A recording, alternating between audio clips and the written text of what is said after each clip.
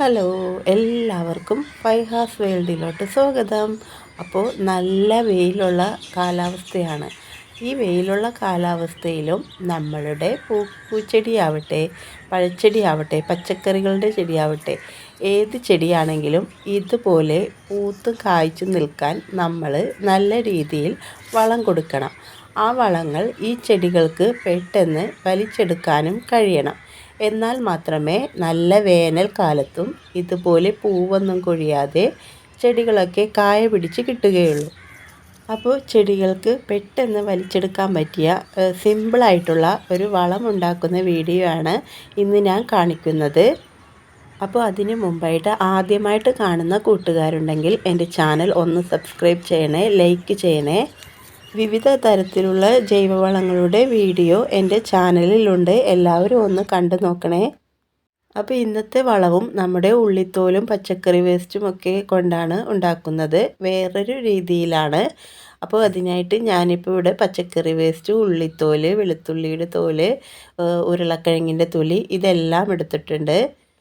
ഈ kitchen waste കൊണ്ട് നമുക്ക് പല രീതിയിൽ വളങ്ങൾ ഉണ്ടാക്കി നമ്മുടെ ചെടികൾക്ക് കൊടുക്കാം. എങ്ങനെ കൊടുത്താലും ചെടികൾക്ക് നല്ല റിസൾട്ട് ഉണ്ടാകും.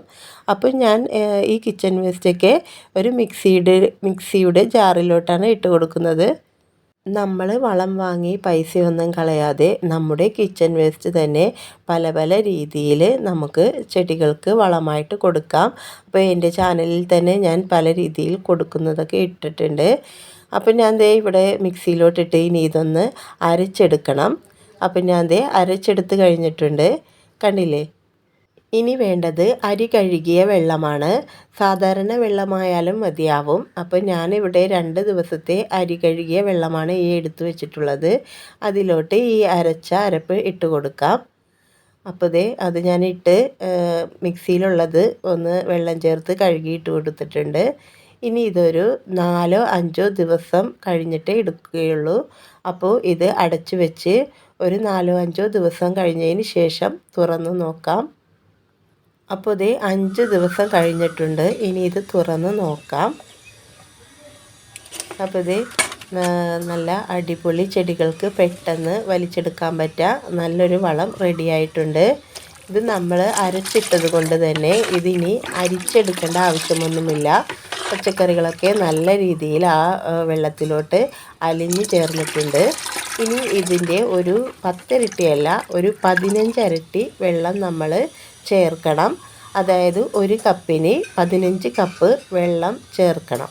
എന്നിട്ട് വേണം ചെടികളുടെ ചുവട്ടിൽ ഒഴിച്ചു കൊടുക്കാനായിട്ട്. ഇത് നല്ല വീര്യം കൂടിയ ഒരു വളമാണ്. അപ്പോൾ അതുകൊണ്ട് തന്നെ 15 ഇരട്ടി വെള്ളമെങ്കിലും ചേർത്ത് കൊടുക്കണം.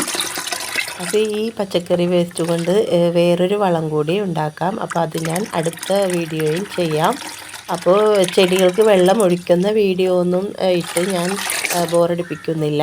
അപ്പോൾ ഇന്നത്തെ വീഡിയോ ഇത്രയേ ഉള്ളൂ. Okay, thank you.